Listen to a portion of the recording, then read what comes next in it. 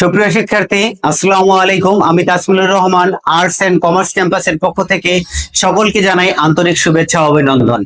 আজকে আমি তোমাদের সামনে হাজির হয়েছি একাদশ ও দ্বাদশ শ্রেণীর বাংলা দ্বিতীয় পত্রের বাংলা উচ্চারণের নিয়ম নিয়ে। পূর্বের ক্লাসে আমরা আলোচনা করেছিলাম পার্ট 3 নিয়ে। আজকে আমরা আলোচনা করব পার্ট 4 নিয়ে। পার্ট 4-এ আমরা বাংলা উচ্চারণের নিয়মে 3 নম্বর নিয়মটি শিখব। 3 নম্বর নিয়মে আমরা দেখতে পাচ্ছি স্বরেয় ও রস্বউ এর ব্যবহার।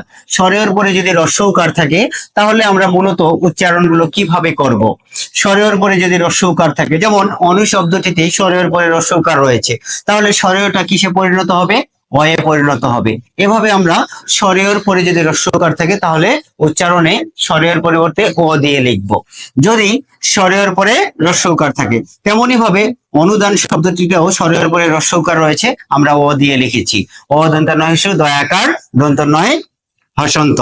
বহু শব্দটিতে ব রস্বউ রয়েছে, বয়কার রস্বউ দিয়ে লিখতে হবে। এই শব্দটা বয়কার রস্বউ দিয়ে লিখতে হবে।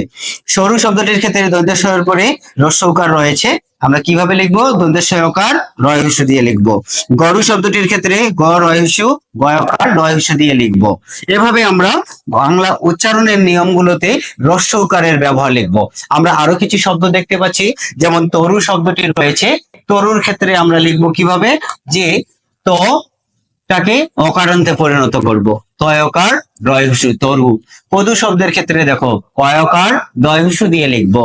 এরপরে যদু শব্দটির ক্ষেত্রে দেখো অন্তঃ জয়কার দয় হ্রস্ব দিয়ে লিখবো। অনুকূল শব্দটির ক্ষেত্রে আমরা দেখতে পাচ্ছি স্বরের পরে রস্বউকারের ব্যবহার রয়েছে এবং এখানে দীর্ঘ উকার রয়েছে। তাহলে অনুকূল শব্দে আমরা কিভাবে লিখবো? ব দন্তানু কয় দীর্ঘ লয় হসন্ত অনুকূল। বকুল শব্দটির ক্ষেত্রে দেখো ব কয়স ল বয়কার কয়স লয় হসন্ত দিয়ে লিখবো। করুণ শব্দটির ক্ষেত্রে দেখো তোমরা, আচ্ছা আমরা করুণ শব্দটি কিভাবে লিখবো? করুণ শব্দটির ক্ষেত্রে দেখো কয়কার রহস্য দন্ত নয় হসন্ত দিয়ে লিখবো। তরুণ শব্দটির ক্ষেত্রে আমরা কিভাবে লিখবো? তয়কার রহস্য দন্ত নয় হসন্ত দিয়ে লিখবো। মধু শব্দটির ক্ষেত্রে দেখো ময়কার ধয় দিয়ে লিখবো। বাংলা উচ্চারণের নিয়মগুলো এভাবে তোমরা বাসায় নিয়মিত প্র্যাকটিস করবে। যদি নিয়মিত প্র্যাকটিস করো তাহলে অবশ্যই এইচএসসি তে একটা সুন্দর নম্বর ক্যারি করতে পারবে। আমাদের যে উচ্চারণের নিয়মের যে ক্লাসগুলি হচ্ছে এগুলো আমরা আমাদের যে ইউটিউব চ্যানেল রয়েছে সেখানে আপলোড করে দেই। তোমরা ইউটিউব চ্যানেলটি আমাদের সাবস্ক্রাইব করে আমাদের সাথে থাকবে, তাহলে আমাদের নিয়মিত ভিডিওগুলো তোমরা পাবে।